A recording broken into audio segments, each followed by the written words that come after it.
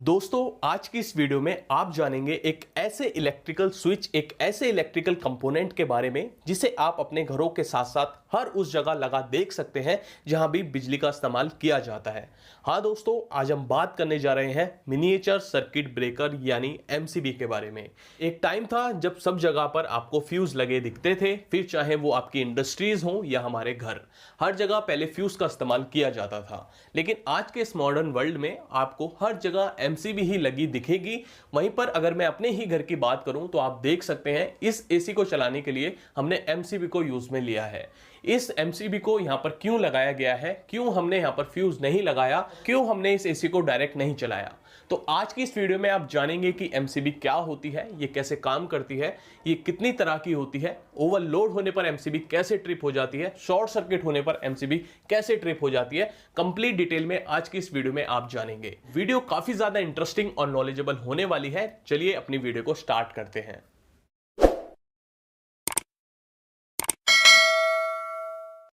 दोस्तों एमसीबी यानी miniature circuit breaker एक ऐसा सेल्फ ऑपरेटेड इलेक्ट्रिक स्विच है जो कि ओवरलोड की कंडीशन में या आपकी शॉर्ट सर्किट की कंडीशन में अपने आप ऑपरेट होता है। हम सभी जानते हैं किसी भी लोड को अगर हमें बंद करना होता है तो हमें उसके पास जाके उसका जो बटन है वो दबाना होता है। अगर लोड को चालू करना होता है फिर भी हमें उस बटन को दबाना पड़ता है। लेकिन एमसीबी एक सेल्फ ऑपरेटेड स्विच है। जब कोई अनडिजायर्ड कंडीशन आती है, हमारा लोड, हमारा सिस्टम किसी अबनॉर्मेलिटी कंडीशन में आ जाता है, उसके कोई वायर शॉर्ट सर्किट हो जाते हैं या उसके अंदर ज्यादा करंट जाने लगता है, तो एमसीबी अपने आप ट्रिप हो जाती है। तो एमसीबी एक सेल्फ ऑपरेटेड स्विच है। वहीं पर अगर हम एमसीबी की डिजाइनिंग की बात करें तो एमसीबी मार्केट में आपको काफी तरह की देखने को मिलेंगी।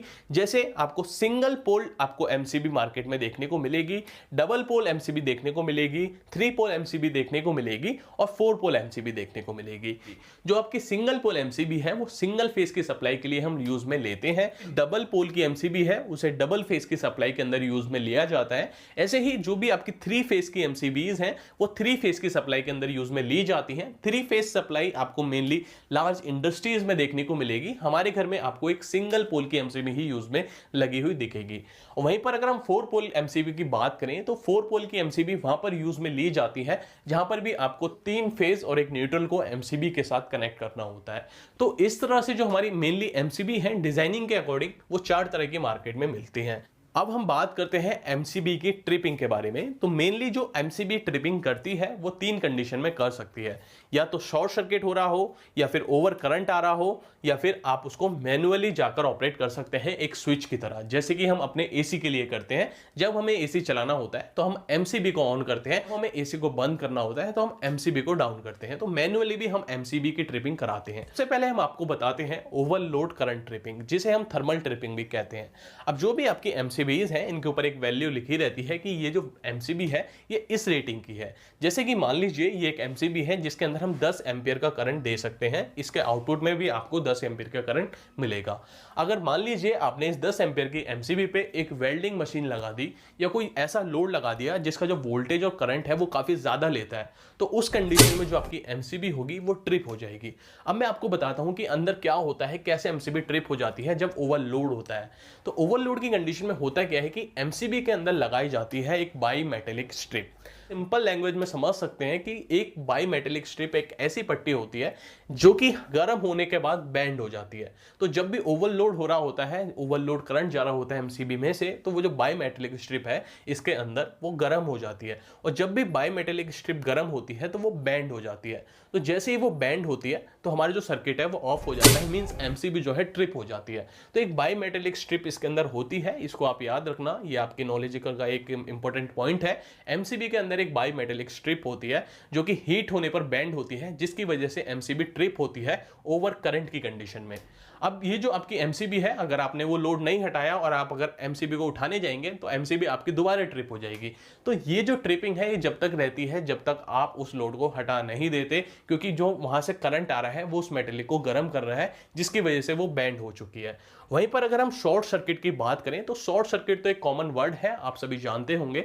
जब भी 2 वायर आपस में मिल जाते हैं, मान लीजिए आपने एमसीबी से 2 वायर कनेक्ट करे, आउटपुट के वायर किसी भी रीजन की वजह से फेज और न्यूट्रल मिल गया, या आपने कोई मोटर लगाई, मोटर के जो अंदर कनेक्शन थे उनके अंदर कोई शॉर्ट सर्किट हो गया, कोई 2 वायर आपस में मिल गए, उस कंडीशन में भी जो आपकी एमसीबी है वो ट्रिप हो जाती है। शॉर्ट सर्किट के कंडीशन में एमसीबी कैसे ट्रिप होती है, तो यहां पर होता है ट्रिगरिंग सर्किट।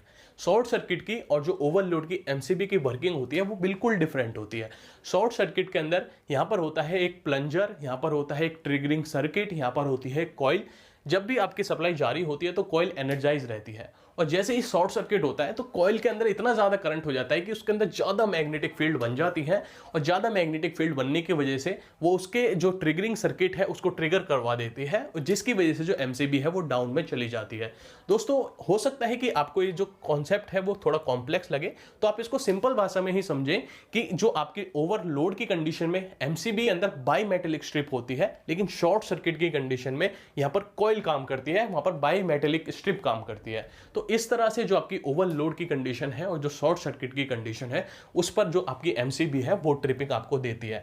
अगर हम एमसीबी के एडवांटेजेस की बात करें कि आज के टाइम पर एमसीबी को लगाना क्यों जरूरी है, दोस्तों हम सभी जानते हैं जो भी आपके फ्यूज होते हैं उसको भी एमसीबी की तरह यूज में लिया जा सकता है, लेकिन फ्यूज के अंदर एक दिक्कत यह रहती है कि अगर वो एक बार फ्यूज हो जाता है तो उसके बाद हमें उसको रिप्लेस ही करना होता है। हालांकि जो फ्यूज होते हैं वो काफी चीप होते हैं, बहुत सस्ते मिलते हैं मार्केट में, लेकिन यहां पर जो एक रिप्लेसमेंट की जो एक दिक्कत रहती है वो हमेशा रहती है। जब भी आपका ओवरलोड होता है या करंट ज्यादा जाता है तो उस कंडीशन में फ्यूज हो जाता है। इसकी वजह से सुटेबल इन्वेस्टमेंट करके एक बार एमसीबी आप अपने लोड के अंदर लगा देते हैं तो वहां पर आपको ये दिक्कत खत्म हो जाती है, और जो हमारी लाइफ है एमसीबी की वो भी काफी ज्यादा रहती है, जिसकी वजह से आपको लॉन्ग टर्म तक कोई भी प्रॉब्लम देखने को नहीं मिलती है। और एमसीबी को ऑपरेट करना बहुत ईजी होता है, इसीलिए सब अपने घरों में हैवी लोड को चलाने के लिए एमसीबी ही लगाते हैं ताकि हमें जो है आगे प्रॉब्लम ना आए। अब मैं गाइस अपना एक्सपीरियंस आपके साथ शेयर करता हूं। अभी हमने जो एमसीबी है कुछ टाइम पहले ही यूज में ली है। पहले हम इस एसी को डायरेक्ट ही चलाते थे,